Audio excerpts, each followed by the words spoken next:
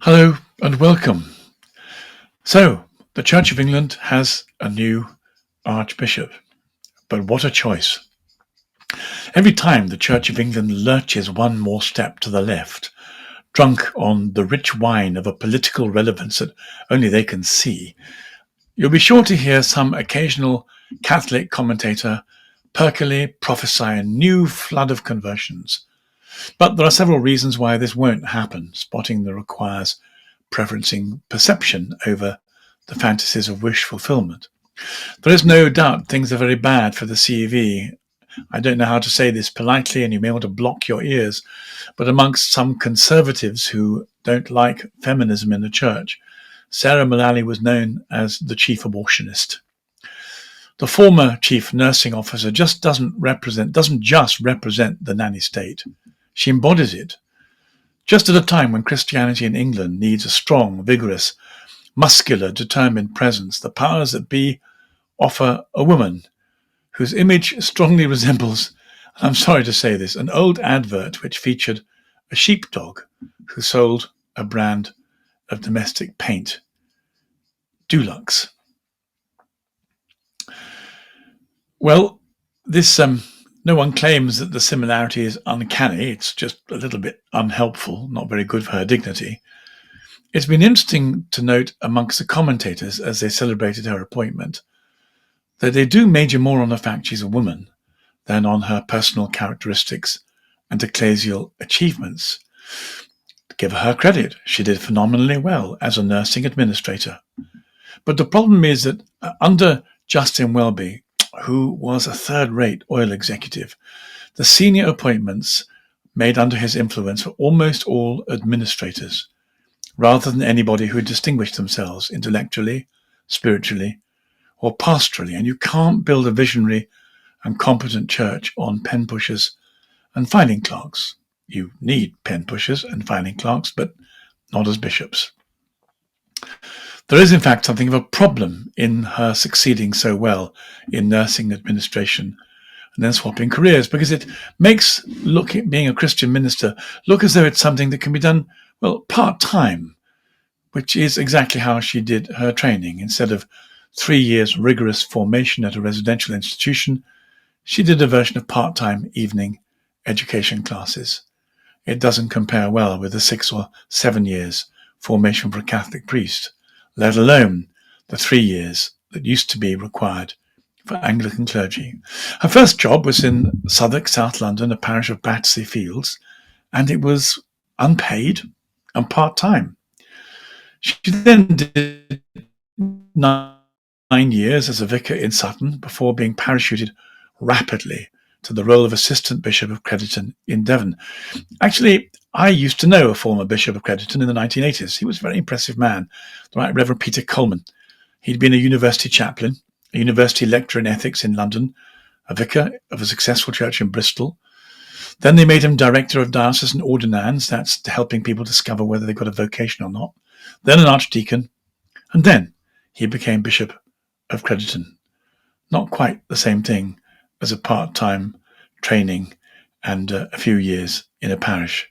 It's very hard not to think that in a few short years, the professional and theological currency of an assistant bishop in the Church of England hasn't been seriously devalued by the policy of thrusting ambitious women into posts they were underqualified for, certainly inexperienced for, in the name of the god of feminism.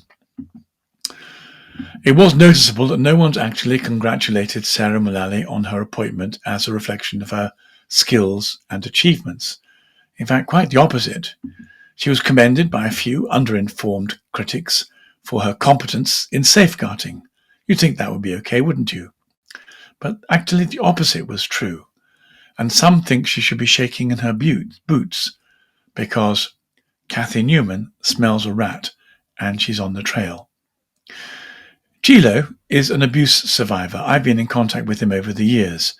I once contributed to a book for the abuse survivors in order to try and draw attention to them and support them financially. He's much respected as an advocate for fellow victims, and here's how his own response was reported. He noticed that Bishop Sarah, when she became Bishop of London, had been mandated by Justin Welby to look after something called the Eliot Review. But although his initial experience of her was quite positive, nice lady, runs a committee well, his later experience was something very different. He said she silenced and blanked. He went on, I don't know whether she was instructed by others to close down key questions, but certainly in response to questions about the Eliot Review, she just blanked and silenced. And I've heard from others that that's been part of a pattern. Well, what should worry Sarah Mullally and the uncritical cheerleaders of under-resourced feminism is that the formidable Cathy Newman, who can be credited with bringing down the lamentable and rather incompetent Justin Welby, has just started digging into the history of Mullally's safeguarding failures in London. They're suspected to be considerable, and if Cathy Newman gets herself another scalp at Canterbury, the institution's credibility is going to sink further, perhaps without trace. So, might this give pause to a large number of Anglicans looking for a serious alternative to their liberal, secular, feminized state church experiment that has abandoned anything distinctively Christian in its self-understanding? You might well think it might, but this would be to misunderstand the nature and the reality of Anglicanism. Very broadly speaking, it's made up of three groups in a kind of pragmatic, scrappy, and rather unhappy coalition. The centre of this coalition is formed by liberals, who like their religion to be sufficiently bland to bear the imprint of whatever political convictions they have on the left, without requiring them to compromise their secular commitments and vision. These are people who are very happy to have found a form of religion sufficiently plastic to clothe their utopianism with a spiritual patina, but it needs to be thin enough to give them comfort, while proving too insubstantial to require them to think or change their political views in any way that interfered with their philosophical comfort. And then there are the evangelicals. This is a subgroup bearing the inevitable profile of opinionated and combative Protestantism.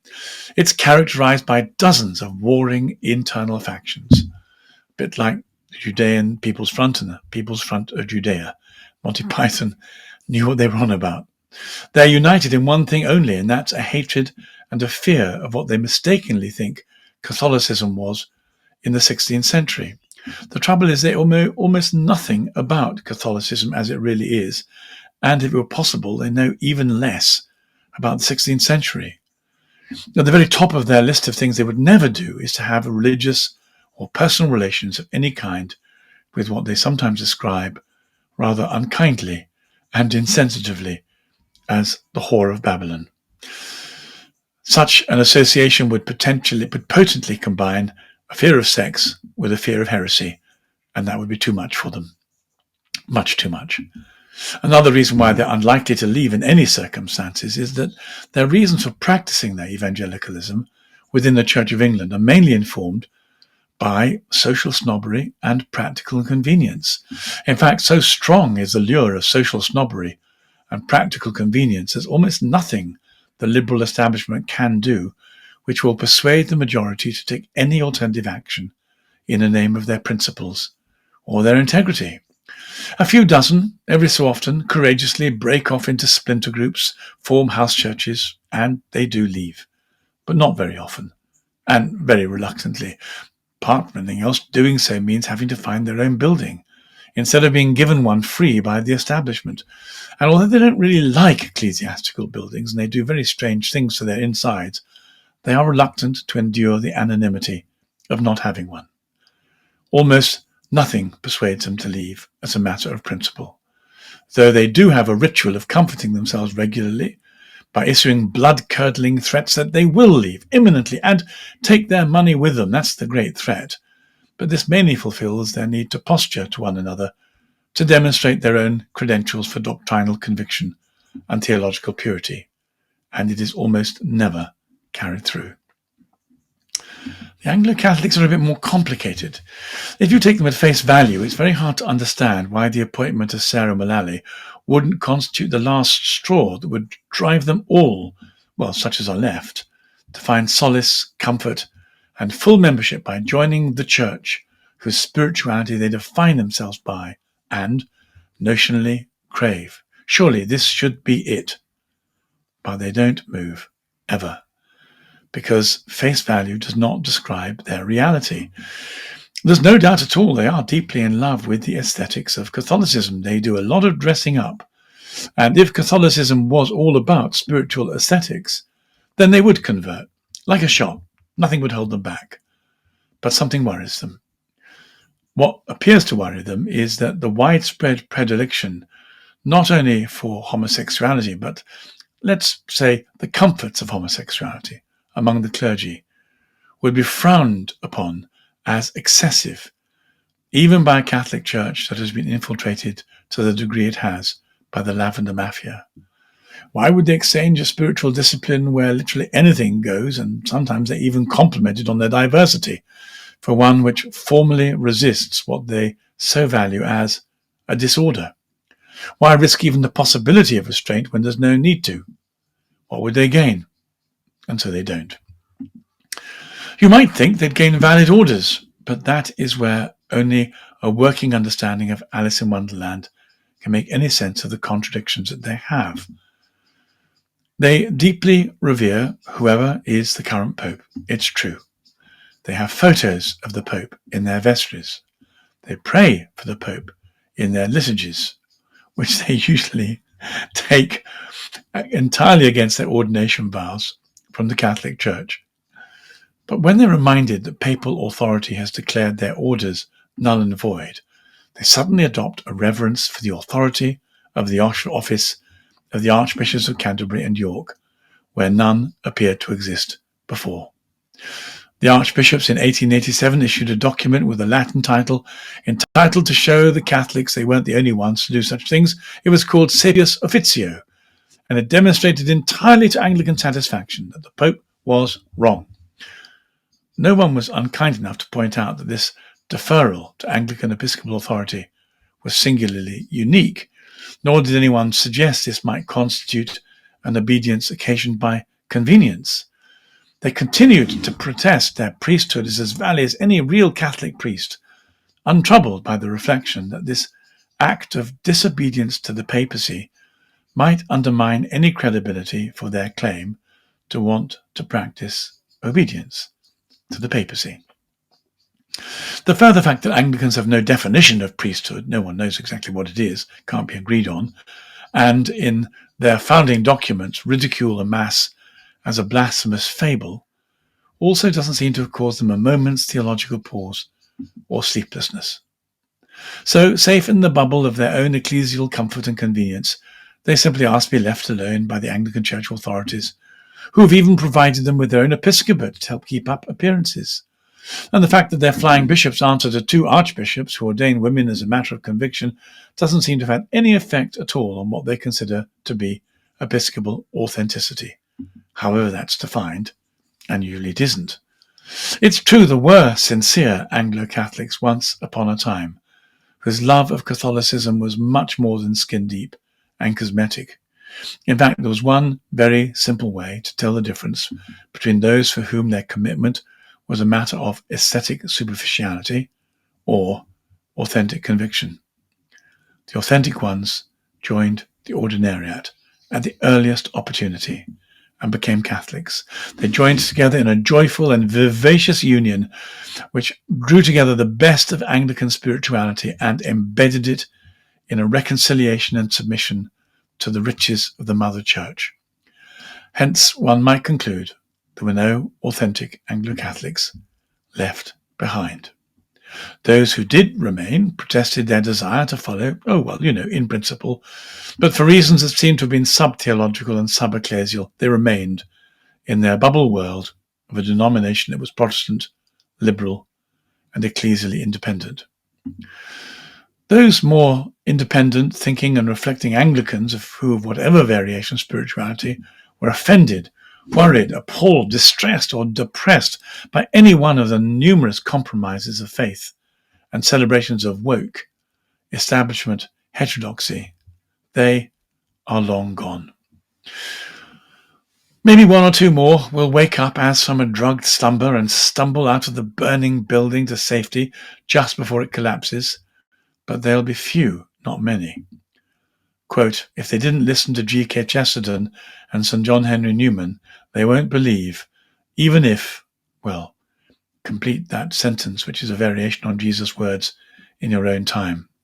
There will be no wave of Anglican conversions. What there will be is a wave of conversions from the dry, arid desert of secular consumerism and nihilism. And this is what the Catholic world needs to gird up its loins for, with a fresh determination to evangelize, to explain itself, to rescue its neighbours with the power of the gospel and the promise of the nurture of the sacraments, the medicine of immortality. There are many who want it, if only they knew it existed and where to find it. It's our business to tell them. I think, as far as the Church of England is concerned, it's time to leave the dead, to bury the dead.